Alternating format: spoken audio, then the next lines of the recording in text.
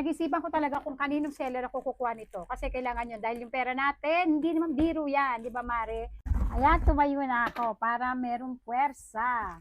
So, ito na. Pagbukas natin, ito yung makikita natin. Ayan. Meron na agad siyang remote control. Ayan yung kanyang mga tornilyo. At ito na yung product. Ay, ang laki! Ang ganda niya, oh, di ba? Ang laki niya. Ito pala yung pinakamalaking size nila. At saktong-sakto to sa gate namin. Ngayon, tatry natin. Tinakbang ko muna ng box, yung kanyang pinaka-solar, tapos pinatay ko yung ring light. Kasi yung mga ganitong solar, matatalino. Kapag, oo, kasi marami na kami solar sa bahay. Kapag alam nilang madilim na, magbubukas na sila. Kapag alam nilang paliwanag na, mamamatay naman sila. Kaya tetestingin na natin siya.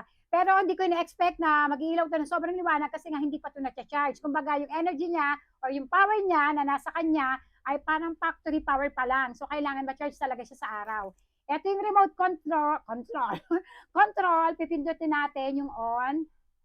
O ayan, di ba? Umilaw na. Tingnan natin tong kulay yellow. Ayan yung, wow, ang ganda. Ang sarap sa mata na kulay yellow. Ang ganda nito sa garden. Oo, pwede rin to sa garden. Ang ganda niya. Kulay red. Ay, oh, may mga kulay-kulay naman. Ay, ang ganda rin ng kulay red. And then, yung kulay white.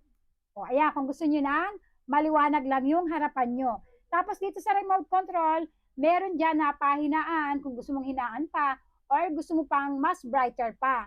Alam niyo ba ang gusto ko sa mga solar?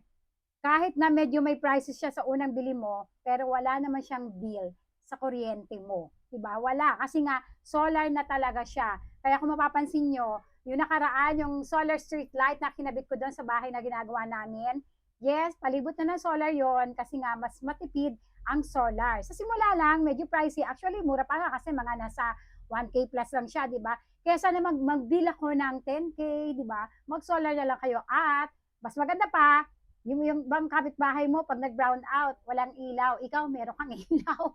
Kaya gusto ko rin ng solar. Tulad ng nakaraan, nag-brown out dito sa amin, buti na lang, meron akong solar. Alam niyo ba, kami lang ang may ilaw. Yung kapitbahay namin, wala silang ilaw. Wala kasi silang solar eh. Kaya kung ako sa inyo, bumili na kayo ng solar.